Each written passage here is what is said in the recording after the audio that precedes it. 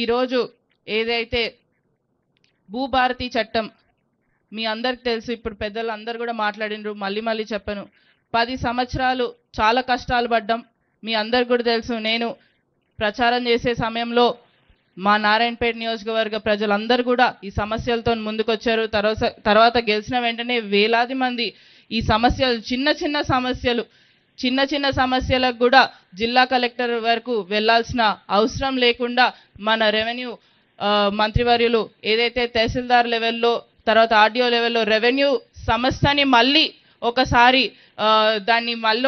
మేల్కొన్న విధంగా ముందుకు తీసుకొని వచ్చారు. ఎందుకంటే పెద్దలు ఇక్కడ ఉన్నారు, మా అమ్మగారు కూడా రెవెన్యూలో పనిచేశారు కాబట్టి తెలుసు. ఎందుకంటే ఆ హక్కులు ఏవైతే తహసీల్దార్కి ఆర్డీఓ గారికి లెవెల్లో ఉండే హక్కులు కూడా వాళ్ళ నుంచి తీసేసుకొని డైరెక్ట్గా జిల్లా అధికారులకి ఇవ్వడంతో ప్రజలందరూ కూడా చాలా కష్టపడ్డారు. తహసీల్దార్ ఆఫీస్ చుట్టూ తిరగడం అంటే పక్కనే తిరగొచ్చు, అదే విధంగా ఆ తహసీల్దార్ ఆఫీస్ పక్కన తిరగకుండా డైరెక్ట్ జిల్లా కలెక్టర్ గారి దగ్గరికి చిన్న సమస్యలతోని వెళ్లాల్సిన పరిస్థితి ఏర్పడడం మనం అందరం కూడా చూసాం.